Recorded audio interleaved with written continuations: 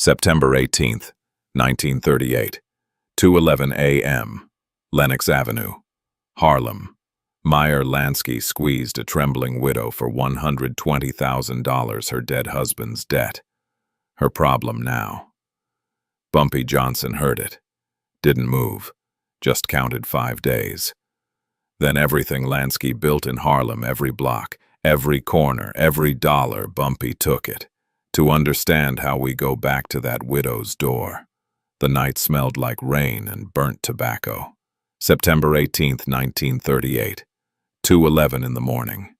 Lenox Avenue was quiet the way a graveyard is quiet, not peaceful. Just waiting.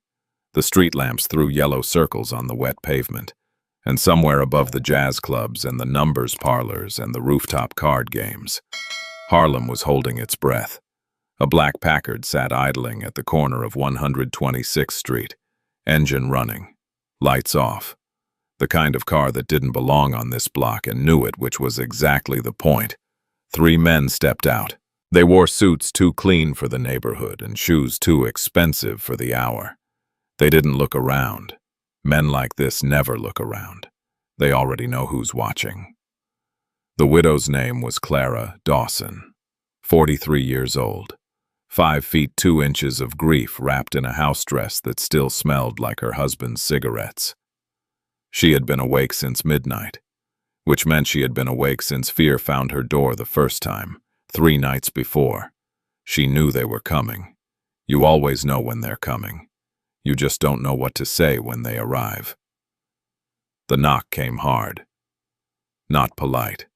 Not the knock of someone asking. The knock of someone already inside. She opened the door because there was no other choice. The man in front was named Sal Benedetti. Medium height, wide shoulders, a face that had been hit enough times to stop caring about it. He held a manila envelope the way a doctor holds bad news, like it was already decided. Like your opinion didn't factor in anymore. Behind him, 2 more men filled the doorframe like furniture. "Mrs. Dawson," Sal said. Not a question. "Yes." Her voice came out smaller than she wanted. He handed her the envelope. "Your husband borrowed $120,000. Mr. Lansky's been patient. That patience is finished." Clara's hands shook as she opened it. Inside was a contract. Typed clean. Notarized. The kind of document that had a lawyer's name on it, even though no lawyer who valued his license would have touched it. The number sat at the top of the page like a sentence, $120,000. Below it, a deadline. 30 days. Below that, a list of what would be seized if she failed to pay the building she lived in. The 2 properties her husband had quietly accumulated over 20 years of careful work. And the numbers route he had operated on 128th Street since 1931. "My husband is dead," Clara said. "We know," Sal said. "That's why we came to you." She looked up from the paper. Her eyes were dry. Women in Harlem learned early that tears in front of men like this were a currency you couldn't afford to spend. "I don't have this money." "Then you find it." Sal straightened his jacket. "Or Mr. Lansky finds other arrangements." He didn't explain what other arrangements meant. He didn't need to. The Packard idling outside, visible through the window behind him, explained it perfectly. They left without touching anything. That was the skill of it, leaving destruction without leaving fingerprints. Clara stood in her doorway for a long time after the car pulled away. The contract in her hands. The smell of their cologne still hanging in the narrow hallway like a threat that hadn't finished speaking yet. The old men of Harlem who survived long enough to tell it would argue for decades about exactly what was said that night. Memory does that. Especially to the kind of nights people spend the rest of their lives trying to forget. 3 blocks north, in a 2nd-floor room above a barber shop on 129th Street, Bumpy Johnson was awake. He was always awake at this hour. Sleep, for men in his position, was a luxury that required trust. And trust in Harlem in 1938 was a thing you measured carefully. He had heard about the visit before it happened. That was the thing people outside Harlem never understood about Bumpy Johnson. He didn't gather information the way other men did. Through networks and payments and informants with desperate eyes, information came to him the way water finds low ground. Naturally, because Harlem knew where to pour itself. A young man named Decker had told him 2 days prior.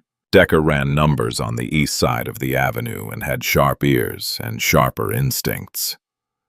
Lansky's people are moving on the Dawson widow, he'd said, leaning against the barbershop wall with the careful posture of someone trying not to look like he was delivering news.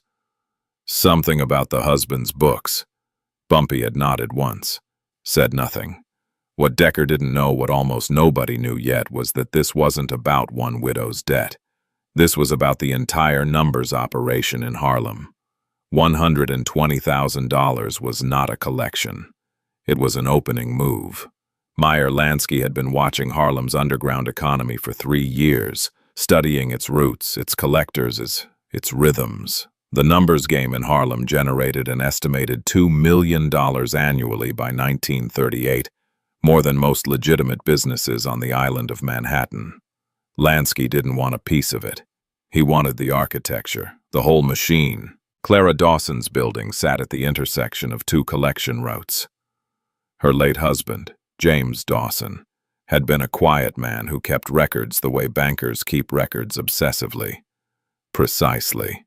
In a leather-bound ledger that documented every transaction, every name, every dollar that moved through his hands. Lansky's people knew about the ledger. Getting Clara's building meant getting access to the route. Getting the route meant the first key in a lock that opened everything. Bumpy stood at his window and watched the Packard's taillights disappear south on Lenox. He watched it go. Didn't move. Didn't reach for the phone. Didn't call anyone. Just counted. Death. Bumpy understood. Didn't cancel what a man owed. It only changed the name on the bill. And whoever held that bill held power over the living. That was the oldest leverage in the world, older than money. Older than guns. You couldn't fight it with violence. Violence was too loud. Too simple, too easy to answer. You had to be smarter than the debt itself. He turned from the window. Sat down. Poured 2 fingers of bourbon he didn't drink, and began to think. Clara Dawson didn't sleep that night. By 6 in the morning she had read the contract 4 times, brewed 2 pots of coffee she didn't finish, and stood at her kitchen window watching the street below wake up the way Harlem always woke up, slowly, reluctantly. Like a man who'd been hit too many times to trust that mornings were safe. The vegetable cart on the corner. The woman in 4B hanging laundry before the heat came. A boy on a bicycle weaving between the early workers heading to the subway. Normal. All of it normal. Which meant nothing, because normal in Harlem could end in 30 seconds flat. The knock at her door came at 7:45. Soft this time. The kind of knock that asked instead of announced. She didn't know why, but her body relaxed slightly before she even crossed the room to answer it. Bumpy Johnson stood in the hallway alone. No car outside. No men behind him. He wore a gray suit, pressed clean, and a hat he removed the moment she opened the door. He was 31 years old and had the eyes of a man who had seen 20 more years than that. Not hard eyes. Precise eyes. The kind that measured everything in a room in under 3 seconds and never let you know they were doing it. "Mrs. Dawson," he said. "My name is Ellsworth Johnson. People call me Bumpy. I knew your husband from the avenue. I'm sorry for your loss." He paused. "I heard about last night. I'd like to talk, if you'll allow it." She studied him for a moment, then stepped back from the door. He sat at her kitchen table and accepted the coffee she poured without being asked, which told her something about him that he understood the ritual of it. The way offering something small was how people in Harlem built the first inch of trust before the harder conversation started. "They want the building," Clara said, sitting across from him. She still had the contract on the table. She didn't push it toward him, but didn't hide it either. They want more than the building, Bumpy said. He looked at the contract without touching it. The building is the door. What they want is behind it. Clara was quiet. James kept records, Bumpy said. Not a question. Her hands, wrapped around the coffee cup, tightened slightly. My husband was a careful man. I know he was. Bumpy looked at her directly. I need to know if those records still exist. The silence between them lasted a long time. Outside, the street noise continued, a car horn, a child's voice, the distant rhythm of Harlem moving through its morning. Inside the kitchen, something else was moving. The kind of calculation that happens when a person decides how much of the truth they can afford. Clara stood. She went to the bedroom. She was gone 4 minutes. Bumpy counted them, and when she came back, she carried a ledger, dark brown leather, worn at the corners, the spine cracked from years of use. She set it on the table between them, the way you set down something that has weight beyond its physical dimensions. James never told me what was in it, she said. He said if anything ever happened to him, I shouldn't open it. He said the wrong person seeing it could get people killed. Bumpy looked at the ledger without touching it. Did Lansky's people ask about it? No. She paused. Which means they don't know it exists, or they think James destroyed it. They think it was destroyed, Bumpy said quietly, which means James was smarter than they gave him credit for. He opened the ledger then, carefully, the way you open something that might be a door or might be a trap, and the only way to know is to keep moving forward. What he found inside took him 11 minutes to fully absorb. Not because the entries were complicated. James Dawson's handwriting was clean and methodical. The columns perfectly maintained.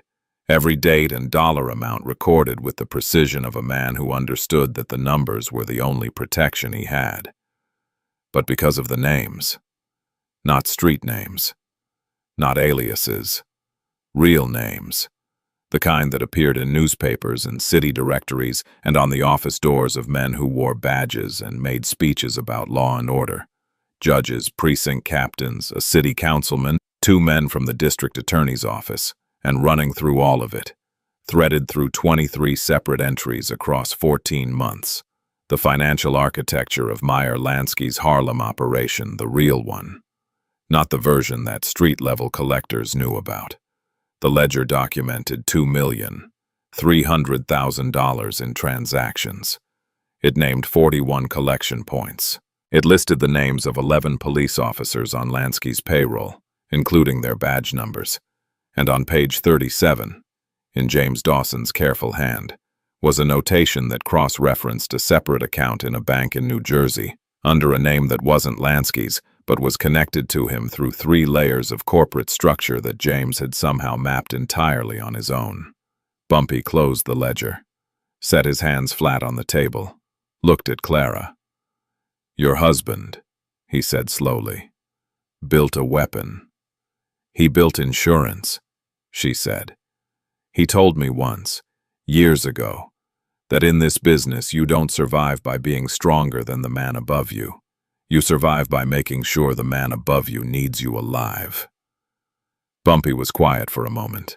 Then, for the first time since he'd entered the apartment, something shifted slightly in his expression. Not quite a smile. More like recognition. He was right, Bumpy said. Harlem kept its own history the way it kept everything else in whispers. In barbershops. In the spaces between what was written down and what was actually true. The ledger changed everything. Not because it gave Bumpy a weapon, though it did, but because it told him something more important than any individual piece of information inside it. It told him that Lansky was moving against Harlem not from a position of strength, but from a position of need. The operation documented in those pages was fragile, dependent on silence, built on the assumption that the men it compromised would stay compromised, that the money would keep flowing cleanly, that no one on the ground would ever put the full picture together. James Dawson had put it together. and now Bumpy Johnson held it in his hands. He stood, straightened his jacket, picked up the ledger. "I'm going to keep this somewhere safe," he said. "Not here." Clara nodded. "What happens to me?" He looked at her steadily. "Nothing. That's the point." He moved toward the door, then stopped. "Don't sign their contract. Don't respond to them at all. If they come back, tell them you need more time. Tell them you're looking for the money. Keep them waiting." "For how long?" "5 days," Bumpy said, and walked out. Information, he knew, was not just dangerous in the hands of the right person. It was the most dangerous thing in the world in the hands of someone the other side didn't know had it. A gun announced itself. Information moved in silence. It could be everywhere and nowhere. It could destroy a man before he knew he was being destroyed. Lansky had sent 3 men with a contract and a car. Bumpy Johnson walked out of Clara Dawson's apartment carrying something that could end Meyer Lansky's entire Harlem operation without a single shot being fired. He turned north on Lenox Avenue and disappeared into the morning. Meyer Lansky did not use violence the way other men did. This was what people outside his world consistently failed to understand, and what made him genuinely dangerous in a way that men who relied on guns and muscle simply were not. Violence was a tool, yes, but it was a loud tool, an expensive tool. It left evidence. It created enemies. It drew attention from people in buildings in Washington who had resources and patience, and the specific kind of institutional anger that came from feeling publicly embarrassed. Lansky preferred architecture. He built systems the way engineers build bridges, with redundancies, with load-bearing structures that could absorb pressure from multiple directions, with components that could be replaced without collapsing the whole. And when he needed to destroy something, he used the most efficient demolition tool available to him in 1938 New York City. He used the law. On the morning of September 20th, 1938, 2 days after the visit to Clara Dawson's apartment, 3 days before the deadline, Bumpy had given himself a man named Flash Walker was arrested on the corner of 127th Street and 7th Avenue. Flash Walker was 26 years old, born in Harlem, and had been running numbers on the east corridor of the avenue for 4 years. He was not an important man in the traditional sense. He didn't make decisions. He didn't hold significant money. He was a runner, quick, reliable, discreet, which was precisely why he was valuable to Bumpy Johnson's operation and precisely why Meyer Lansky's people had chosen him. The arresting officers were from the 28th Precinct. Their names were Halloran and DeSantis. They had Flash Walker's arms behind his back before he finished his morning coffee. And they were professional about it, no excessive force, no theatrics. Just the smooth efficiency of men who had done this before and would do it again and understood that the performance of legitimacy was as important as the act itself. In Flash Walker's jacket pocket, the officers found a folded piece of paper. The paper contained a list of names and addresses, collection points, amounts, and at the top of the list, underlined twice in blue ink, the name E. Johnson. The name Bumpy Johnson used on documents. Flash Walker was booked, processed, and placed in a holding cell at the 28th Precinct by 10 in the morning. By 11. The story had moved from the precinct to the street, which was exactly the speed at which information traveled in Harlem when someone wanted it to travel. By noon, 3 separate people had come to Bumpy Johnson's usual locations looking for him. They didn't find him. He had stopped being findable the moment he heard Flash Walker's name. The list was the point, not the arrest. The arrest was just the frame. An old man named Curtis, who had shined shoes outside the 28th Precinct for 11 years and seen more come and go through those doors than any detective on the force, told people afterward that he had watched Halloran arrive that morning with the folded paper already in his hand, that he had seen Halloran tuck it into his own jacket pocket before the patrol car left, that the paper had not come from Flash Walker. Curtis told that story for 30 years, and like all true things passed through enough mouths. Certain details shifted slightly each time, but the shape of it never changed. The question Curtis was raising was the same one Bumpy Johnson was asking himself that same morning. Sitting in a room he had borrowed from a woman named Iris on 133rd Street, going through the sequence with the methodical focus of a man who understood that the way a trap was built told you everything you needed to know about the man who built it. The list was too clean. That was the first thing. A real collection list, the kind that an actual runner carried, was handwritten, coffee-stained, folded and refolded until the creases were soft. The paper found in Flash Walker's pocket was crisp. The ink was fresh. The columns were straight in a way that suggested a typewriter, not a man writing in a stairwell. The second thing was the name at the top. Bumpy Johnson was meticulous about operational security. His name appeared on nothing, not receipts, not agreements, not messages. The men who worked with him knew this as a condition of working with him. Flash Walker, specifically, had been told twice, once when he started, once 6 months later as a reminder that no written record of any kind would ever connect his activities to Bumpy Johnson's name. Flash Walker understood this.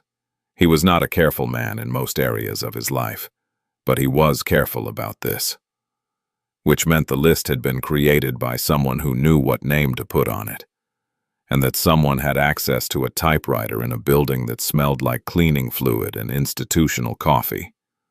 A building like a police precinct. Bumpy sat with this for a long time, not because he was surprised. He had known since before he could vote that the law in Harlem was a tool that wealthy men pointed at inconvenient people, but because of the specific implication. Lansky had moved fast, faster than expected. The visit to Clara Dawson had been 2 days ago, the arrest of Flash Walker, with a fabricated list bearing Bumpy's name, had come 48 hours later. That wasn't improvisation. That was a plan that had been waiting for a trigger, which meant Lansky had been preparing this for longer than the widow's situation, which meant Harlem had already been the target before Clara Dawson's door was ever knocked on. The widow had been the opening move. Flash Walker was the second. The list with Bumpy's name was the architecture of a prosecution, circumstantial. Yes, but in 1938 Harlem, circumstantial was more than enough if the right people wanted it to be enough. The goal was not to convict Bumpy Johnson. Conviction was slow and uncertain and required a jury.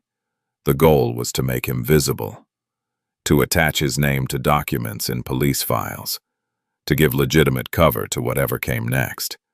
Lansky had looked at Harlem's numbers operation and seen $2 million a year that wasn't moving through his system. He had looked at Bumpy Johnson and seen the single structural element that held that operation together. Remove Bumpy not necessarily with violence, but with exposure, with legal pressure, with the grinding machinery of a criminal case that even an innocent man couldn't survive without enormous cost, and the operation fell apart on its own. Elegant, patient, expensive, the same qualities, Bumpy noted, that the man himself was known for. He stood, buttoned his jacket, and looked out Iris's window at the street below. A group of children were playing stickball against the far curb. A woman was arguing with a vendor over the price of something.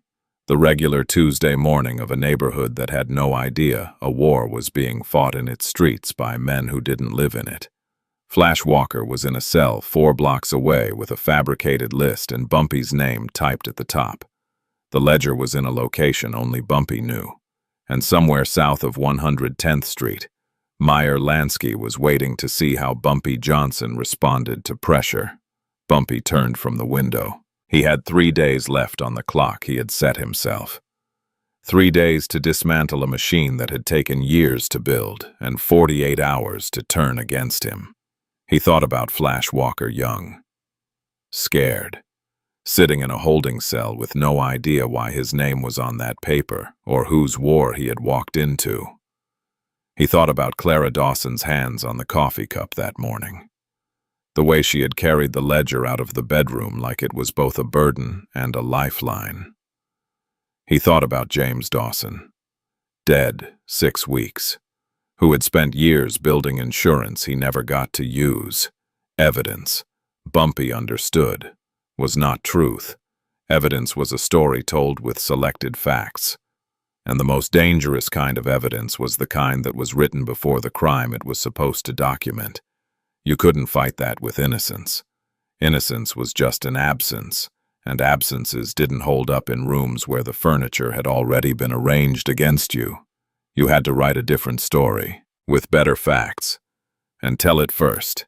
He picked up his hat, walked to the door, had 2 more moves to make before the day was out, and neither of them involved anything that would show up in any official record anywhere. That was the point. The safe was behind a painting of the Hudson River that nobody had ever looked at twice. Bumpy had moved the ledger 3 times in 48 hours. First to Iris's place on 133rd, then to a deacon's house on 136th, whose basement smelled like candle wax and old hymn books. Then here, a room above a dry goods store on 131st Street, owned by a man named Gerald, who had been keeping Bumpy's secrets since 1931 and understood that the price of that trust was never asking what he was keeping.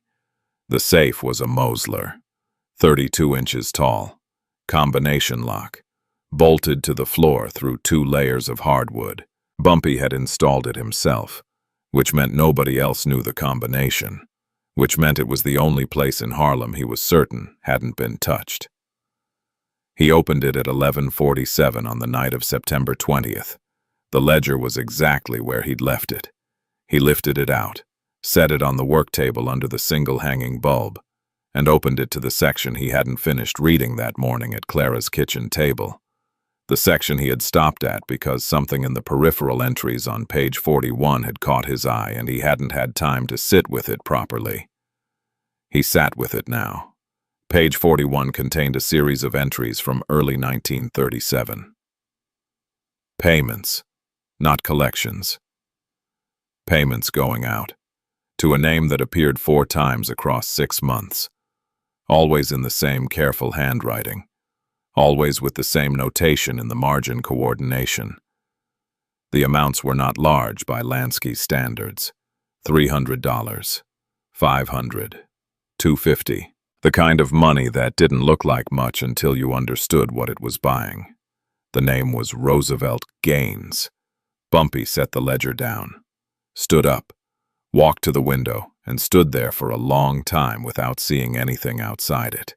Roosevelt Gaines was not an outside man. He was not connected to Lansky's organization in any way that anyone in Harlem knew about. He ran a legitimate insurance office on 125th Street. He was a deacon at Abyssinian Baptist. He had shaken hands with every numbers operator in the neighborhood, attended their children's baptisms and their wives' funerals and their meetings when the community needed to present a unified front to the city. He was trusted the way furniture is trusted, so present, so constant, that you stopped noticing it was there. And for at least 6 months in 1937, he had been feeding information to Meyer Lansky's people. Detailed information, route information, the kind of operational specifics that could only come from someone who had sat in rooms where those routes were discussed. Roosevelt Gaines never spoke publicly about any of this, and in Harlem, a man who never defends himself against a rumor is either innocent or very, very careful. Bumpy thought about the speed of Lansky's moves. The visit to Clara Dawson had been precise. They had known exactly which widow to approach, exactly which building sat at the intersection of which routes, exactly what leverage to apply. Flash Walker's arrest had been surgical. They had known which runner to lift, which corner he worked, what name to type at the top of the fabricated list.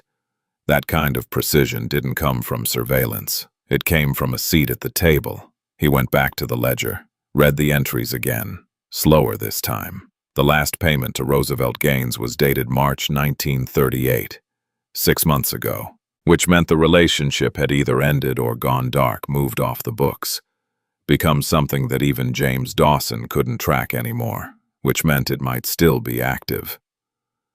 Bumpy closed the ledger, pressed his palm flat against the cover for a moment, the way you press your hand against something to make sure it's real. The geometry of the entire situation rearranged itself in his mind. Lansky hadn't spotted Harlem from the outside and decided to move on it.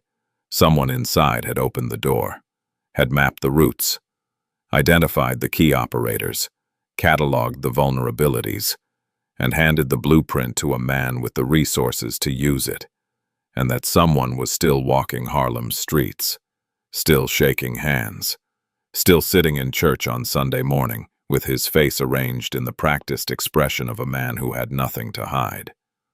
The betrayal wasn't a crack in the wall, it was load-bearing, which changed everything about how Bumpy had to respond. You couldn't just push Lansky back across the line and call it finished. You couldn't seal the door without first removing whoever had installed the lock on the inside. And you couldn't move against Roosevelt Gaines directly. Not yet. Not without understanding exactly how deep the current arrangement ran. Not without knowing whether Gaines was still feeding information in real time. Because if he was, then Lansky already knew about the ledger. Bumpy stood at the window. The street below was empty except for a cat moving along the far gutter with the particular focus of something that knows exactly where it's going. He thought about James Dawson, who had written this name down in careful columns and carried the knowledge of it alone for months. Maybe longer. Who had known, and said nothing, and built his insurance around the silence, and died before he could use it. He locked the ledger back in the safe, reset the combination, stood in the dark room with only the sound of his own breathing and the distant noise of a Harlem night that had no idea what was sitting behind a painting of the Hudson River 2 floors above it. Then he put on his hat and walked back out into it. He had 2 days left, and now he had a second problem more dangerous than the first, because the first problem carried a gun and the second one carried a smile. Bumpy Johnson disappeared on the morning of September 21st. Not dramatically, not with any announcement. He simply stopped appearing in the places where people expected to find him. The barbershop on 129th. The card game on the 4th floor of the building on 132nd. The counter seat at the diner on Lenox where he drank coffee every morning at 8 and read the newspaper with the unhurried focus of a man who had nowhere pressing to be. Gone from all of it, and Harlem noticed immediately. This was the thing about a man who occupied a certain gravitational position in a neighborhood. His absence created a vacuum with the same speed and force that a pulled drain creates a current. The street reorganized around the empty space. People who had been cautious became visible. People who had been waiting began to move. By noon, 3 small operators who had been running numbers quietly in Bumpy's shadow had expanded their routes by 2 blocks each. A crew from the west side of the avenue, young men in their early 20s who had been pressing against the edges of established territory for months, made a delivery through a corridor they had never touched before.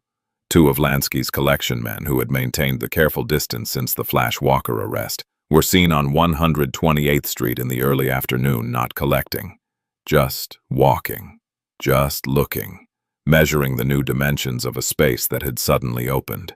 Harlem without Bumpy Johnson was a room with the furniture moved. Everything technically still in place, but nothing quite right. This was exactly what Bumpy intended. He was not hiding. He was watching. From 3 locations, he rotated between every 6 hours a cousin's apartment on 135th. A back room at a pool hall on 140th, a basement storage space beneath a Caribbean restaurant on 143rd. He received reports from 7 people who owed him nothing except the kind of loyalty that gets paid in consistency over years. They told him who moved where, who spoke to whom, who looked nervous, who looked confident, who was pretending. On the afternoon of September 21st, a man named Victor Clay walked into a bar called Solomon's on 127th Street and sat down at the far end of the counter.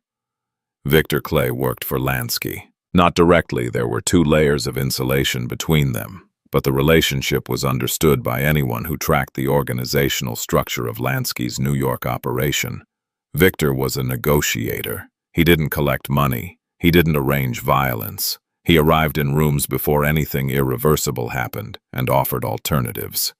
The bartender at Solomon's was an old man named Warren, who had been pouring drinks on that block since Prohibition and had the particular quality of older men in certain professions. He heard everything and appeared to hear nothing. Warren told it the same way every time, which in Harlem meant one of two things. Either it happened exactly like that, or he had decided long ago what version of it the world deserved to hear. Victor Clay ordered a bourbon, drank half of it, and spoke to the man sitting 2 stools down, a mid-level operator named Stretch, who ran 4 collection points on the West Corridor, and whose loyalty to Bumpy Johnson was genuine but not unconditional. "Mr. Lansky isn't interested in a war," Victor said, his voice low and flat. "He's interested in efficiency. Harlem is inefficient right now. That's a problem for everyone." Stretch said nothing. "The offer is simple," Victor continued. "Johnson steps back from the operation, not out back. Takes a percentage of what he currently controls. The rest integrates with the larger structure. Everyone makes more money. Nobody gets arrested. Nobody gets hurt." Stretch turned his glass slowly on the bar. "And if he doesn't step back?" Victor finished his bourbon, set the glass down with careful precision. "Then the inefficiency continues. And inefficiency has a cost. It always does." He left a $2 bill on the counter and walked out. Warren wiped the bar where the glass had been and didn't look up. When Bumpy heard the report that evening, he sat with it quietly. The offer was not surprising. It was exactly what he had expected, which was why he had disappeared, why he had let the vacuum form, why he had allowed Harlem's smaller pieces to become visible. You couldn't make an offer to divide something unless you could first see the divisions. He had shown Lansky the divisions deliberately, like a card player showing a hand he had no intention of playing. The offer told him 3 things. First, Lansky wanted this resolved without further exposure. Second, Lansky still didn't know about the ledger. Third, Roosevelt Gaines had not yet told them what Bumpy now knew, which meant the advantage was still his. Narrow, time-limited, but real power. He had understood since he was 19 years old, was not the ability to take what you wanted. Real power was the ability to look at something being offered, something significant, something that would make your life materially easier and say no. Not from stubbornness, from calculation. Because you understood that what was being offered was less than what you already held, and the other side didn't know that yet. He sent word back to Stretch. No response. Not a rejection. Not an acceptance. Silence. Let Lansky's people sit with the silence. Let them try to read it. He had 1 day left. The Hotel Teresa stood at the corner of 125th Street and 7th Avenue like a statement. 13 stories of brick and white terracotta. Opened in 1913, known by 1938 as the place where Harlem's serious business got conducted in rooms that didn't appear on any official register. Politicians had met there. Musicians had negotiated there. Men whose names never appeared in newspapers had made decisions in its upper floors that shaped the neighborhood for decades afterward. The meeting was arranged through a lawyer named Abernathy, who operated in the specific professional space between legitimate and not, who had facilitated enough sensitive conversations to understand that his function was logistics, not judgment. He booked the room under a corporate name, paid cash, and made himself absent by 9 in the evening. Bumpy arrived first. Room 714. He swept it himself 20 minutes before, not for listening devices, but for the specific quality of the space. Sight lines. Distance from door to window. The way sound moved through the walls. He stood near the window. Not in front of it, never in front of a window, but beside it, where the ambient light from the street below fell at an angle that illuminated the room's center without touching him directly. Meyer Lansky knocked twice and entered without waiting for an answer. He was smaller than most people expected. 5 feet 4 inches, slight build, the kind of physical presence that made people underestimate him exactly once.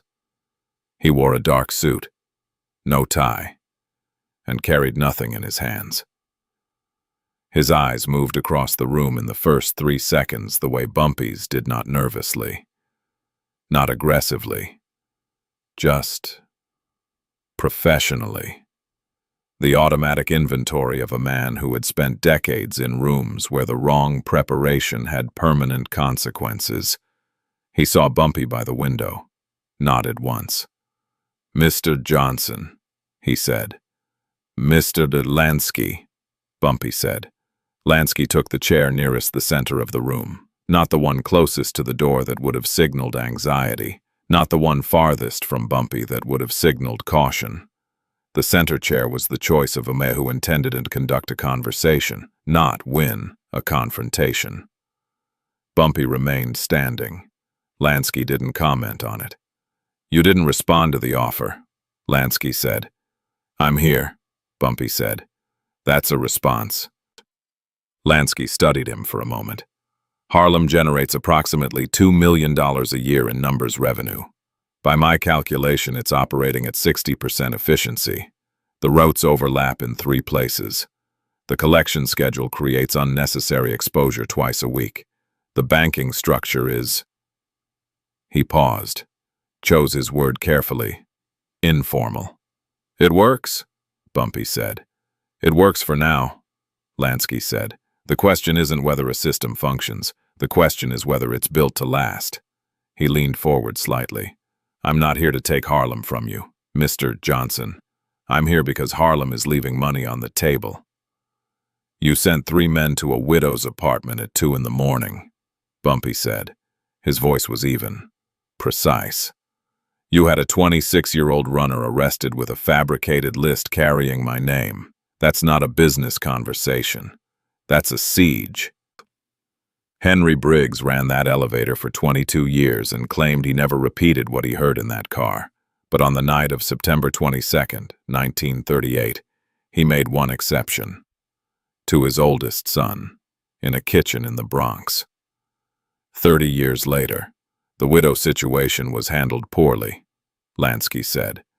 "That's not the approach I would have authorized. But you authorized something," Bumpy said. "I authorized an inquiry. What happened at her door was excessive." "The list wasn't excessive. The list was calculated." Silence. In the street below, a car passed, its headlights sweeping briefly across the ceiling, like something being erased. "You have something," Lansky said. "Not accusatory. Observational." "I have James Dawson's ledger," Bumpy said. The room didn't change. Lansky's expression didn't change. But the quality of the silence did. It became the silence that follows a fact landing in a space where it changes the weight of everything around it. "James Dawson kept very careful records," Bumpy continued. 41 collection points, 11 badge numbers, a bank account in New Jersey that connects to 3 corporate entities that connect to you. He paused. "And some other names. Names that would interest certain people in Washington who have been looking for a reason." Lansky looked at him for a long time. Then he said, "What do you want?" "Harlem," Bumpy said. "All of it. Your people leave. The widow's contract disappears. Flash Walker walks out of that cell by tomorrow morning. And whatever arrangement you had with your source inside the neighborhood ends tonight." Lansky's eyes shifted slightly at the last sentence, the first involuntary movement he had made since entering the room. Less than a second. But Bumpy saw it. "You know about that," Lansky said. "I know everything in that ledger," Bumpy said. "James Dawson was a thorough man." The silence this time was the silence of a calculation being completed. Lansky made decisions from mathematics, not emotion. Every person who had dealt with him agreed on that above all else, and the mathematics of this room had just shifted entirely. "The Flash Walker charges will be dropped by 8 tomorrow morning," Lansky said. "The contract with Mrs. Dawson will be voided. My people will be out of Harlem within 48 hours. He stood, straightened his jacket. "The ledger stays where it is." "The ledger stays where it is," Bumpy confirmed. Lansky moved toward the door, stopped with his hand on the frame, turned back, and for the first time something in his expression shifted toward what might, in a different man, have been called respect. "You're very good at this," he said. "Harlem taught me," Bumpy said. The door closed behind him with a soft, definitive click. Bumpy stood alone in a room 714. Below, the city continued its particular version of normal. When two minds met in a room like this, the guns outside were irrelevant. Props. The real weapons had been laid on the table in sentences, in silences, in the precise placement of known facts against unknown fears. He picked up his hat, walked to the door. He had one more move to make before morning, and it had nothing to do with Lansky. The one more move Bumpy had mentioned, the one that had nothing to do with Lansky, took exactly 4 hours to execute. He left the Hotel Teresa at 10:17 on the night of September 22nd and walked 6 blocks north to a pool hall on 131st Street, where a man named Calvin ran the back tables and kept his mouth shut as a professional courtesy. Bumpy sat in the back room with 3 people he trusted completely, not because they were loyal in the abstract sense, but because their interests and his interests were precisely aligned, which was the only loyalty that held under pressure. He told them what he needed. Not everything. Just the operational shape of it. By midnight, 2 things were moving simultaneously through Harlem's underground communication network, the system of barbershops and church steps and back counters and stairwell conversations that carried information faster and more reliably than any telephone line the city had installed. The first thing was a rumor, carefully constructed, internally consistent, targeted with surgical precision at the specific anxiety that Lansky's operation was most vulnerable to. The rumor said that 3 of Lansky's senior collection men had been talking to federal investigators, that the conversations had been going on for 6 weeks, that names had been given, not street names, real names, and that the men whose names had been given didn't know yet that they'd been sold. The rumor was false, every word of it, but it was built from true materials, real names, real locations, real organizational details that only someone with genuine inside knowledge could have assembled, which meant that when it reached Lansky's people, it felt true. It had the specific texture of real information, the kind that arrives with too much correct detail to dismiss as street noise. The second thing moving through the network was a question, delivered personally, quietly, to specific individuals at specific locations. Simple: do you know where your money actually goes after it leaves your hands? Bumpy had spent 11 minutes reading James Dawson's ledger and understood the answer. The collection points on the East Corridor were feeding into a consolidation point that most runners didn't know existed. The consolidation point was feeding a banking structure in New Jersey. The individual operators, the men who ran the corners, who managed the routes, who took the physical risk every day, were receiving approximately 40 cents of every dollar they generated after the full chain was accounted for. When that number reached the people it was meant to reach, it landed like a punch. The architecture of mistrust doesn't require violence. It requires information delivered to the right people at the right moment, when existing relationships are already under stress. Lansky's operation had been built on enforced ignorance, each level knowing only what the level above permitted. Each person believing the arrangement was equitable because they had no basis for comparison. Bumpy gave them the basis and watched the foundation crack. By dawn on September 23rd, the East Corridor collection point on 128th Street was empty. The operator had simply not shown up, packed what he could carry, and moved to his sister's apartment in the Bronx without telling anyone where he was going. By 8 in the morning, 2 more collection points on the west side had gone dark. The people who ran them had heard the rumor, heard the question, done their own private arithmetic, and reached their own private conclusions. By noon, Lansky's operational footprint in Harlem had contracted by more than half. Not from force, from doubt. 3 bars that had been serving as informal banking locations for Lansky's collection network changed hands between the morning of September 23rd and the following dawn. A retired postal worker named Douglas, who had lived above one of those bars for 19 years, noticed the difference before anyone told him what had happened. Not because of anything visible, because of the silence. The phone in the back office, which had rung at irregular hours throughout his tenancy, in a pattern he had never understood, simply stopped ringing. Douglas mentioned it to his wife at breakfast. She said the silence sounded like money leaving. Neither of them fully understood at the time just how right she was, though Douglas spent the next 30 years turning it over in his mind every time someone asked him what those days felt like from the inside. Empires did not fall the way people imagined dramatically, with noise and fire and decisive moments.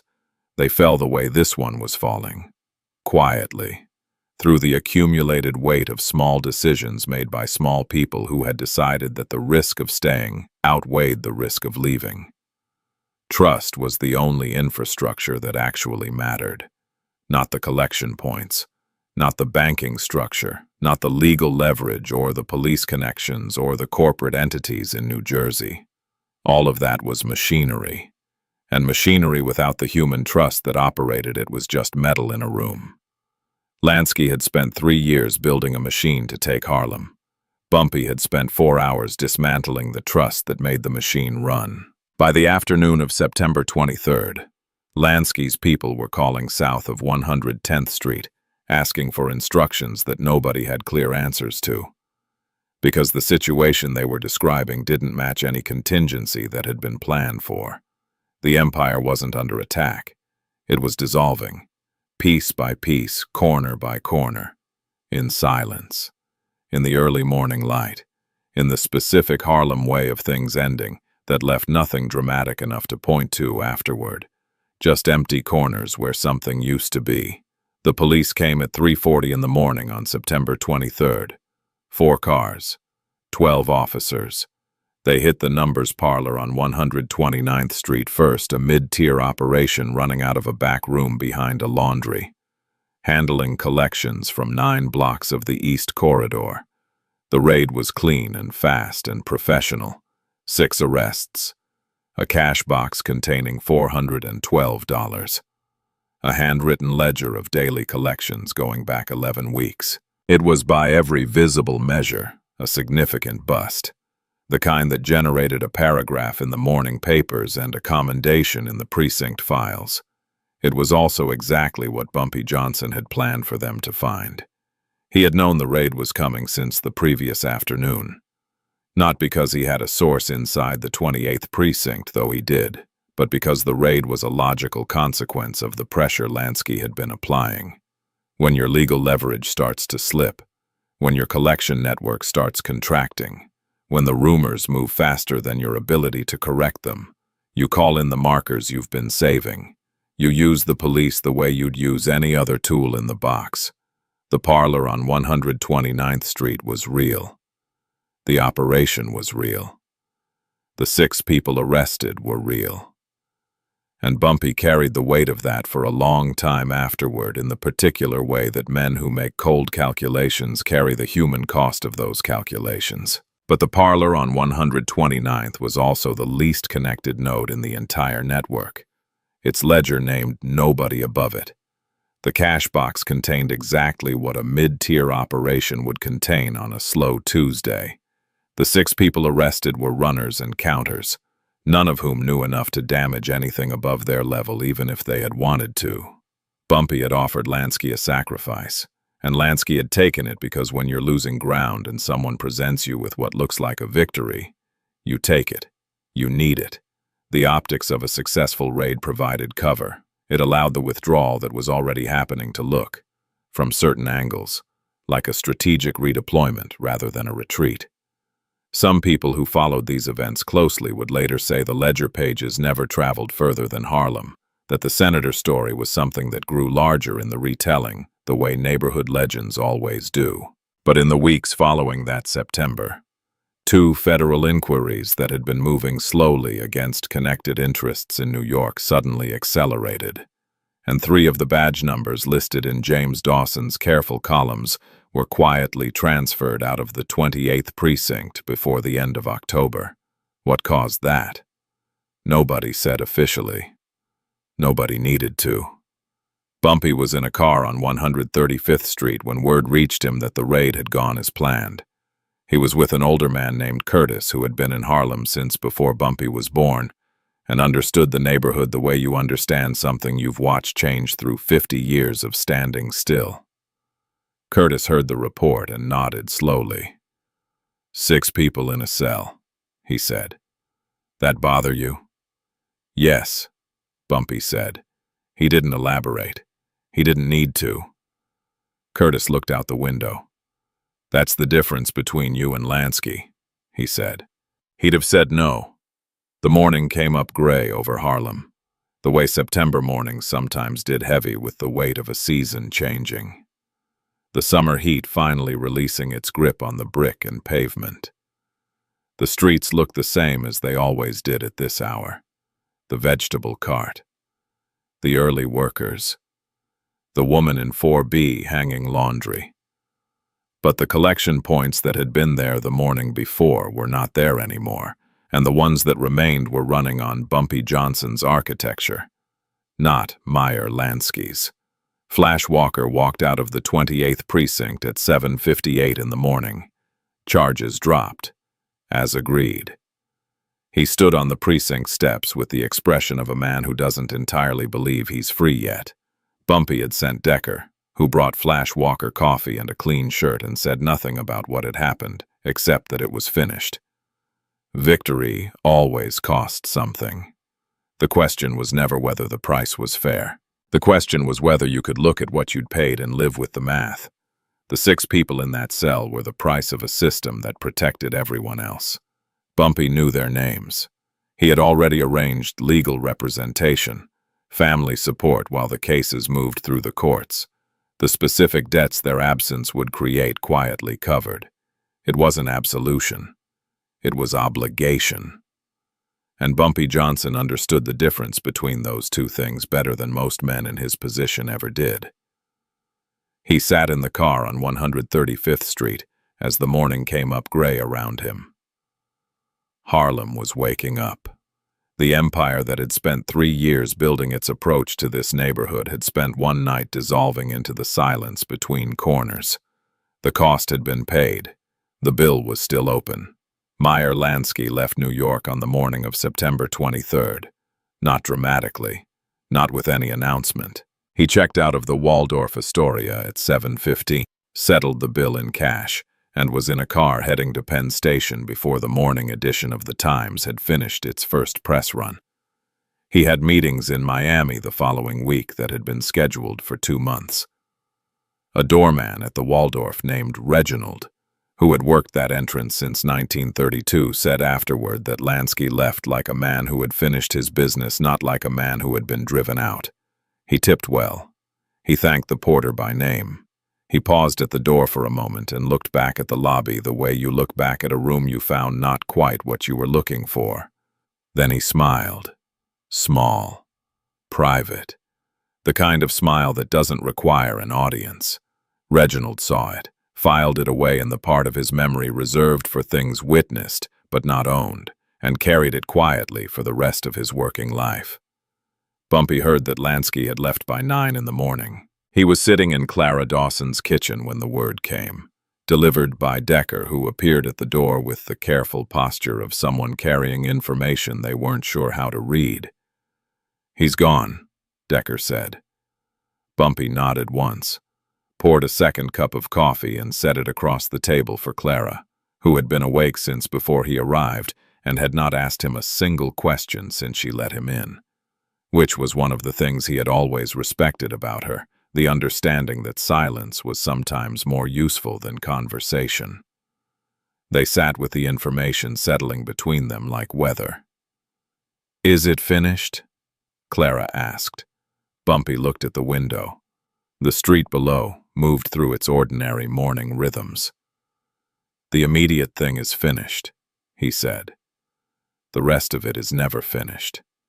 She wrapped her hands around the coffee cup. "James would have—" She started, then stopped. "James built the thing that made it possible," Bumpy said. "That matters. It'll keep mattering." Clara was quiet for a moment. Then, "What happens to the ledger?" "It stays where it is," Bumpy said. "Safe. That's the point of it. Not to use, to hold." He left her apartment at 10 in the morning and walked north on Lenox Avenue in the thin September sunlight. Harlem was loud around him, the specific weekday morning loudness of a neighborhood conducting its business, the layered sound of the avenue that he had known since he was a child, and that still, after everything, carried something that felt like home. Roosevelt Gaines was dealt with quietly. 2 days later. Not with violence, not with public exposure, but with the kind of information delivered to the kind of people that made his continued operation in the neighborhood impossible. His insurance office on 125th Street closed before the end of October. He relocated to Philadelphia. Nobody explained publicly why. In Harlem, certain departures explained themselves. The 6 people arrested in the 129th Street raid had their charges reduced significantly through the legal arrangements Bumpy had made. 3 had cases dismissed entirely by November. The others served minimal time. Their families had been taken care of throughout. This was not a fact that appeared in any newspaper or official record. It was a fact that Harlem knew the way Harlem knew most true things, through the accumulation of small witness details that added up, over time, to something that couldn't be argued with. Flash Walker went back to work on the East Corridor 3 days after his release. He never asked Bumpy directly what had happened. Bumpy never told him. The understanding between them was carried in a nod on a street corner one morning in late September, the simple acknowledgement that a debt had been created and would be honored. Bumpy stood on the corner of 125th and Lenox on the afternoon of September 23rd, and looked up the avenue, the way you look at something you've been responsible for long enough that you've stopped seeing it clearly and need to remind yourself what it actually. Harlem, loud and ordinary and resilient and scarred and alive in the specific stubborn way of things that have survived long enough to know their own strength. He had not won Harlem. He had never believed the narrative of winning that framework belonged to men like Lansky, who looked at neighborhoods and saw assets, who calculated human geography the way accountants calculate columns, who believed that ownership was the point of everything. Power wasn't held. It was borrowed. From the street, from the people on it, from the accumulated trust of every small interaction conducted with enough consistency over enough years to build something that looked, from certain angles, like permanence. He had borrowed it well for 5 days. The debt was ongoing. He turned off Lenox and walked into the interior of the neighborhood, into the narrower streets where the avenue's noise softened and the particular human texture of Harlem surrounded him completely. The laundry and the music and the smell of cooking from open windows and the children and the old men on stoops. Winning a battle was the beginning of the next problem, not the end of anything. The ledger was in the safe. The streets were quiet. Lansky was on a train to Miami, carrying his small private smile toward whatever he was already planning next. And Bumpy Johnson walked deeper into Harlem, carrying the weight of a neighborhood that had never belonged to him and that he would spend the rest of his life trying to be worthy of holding.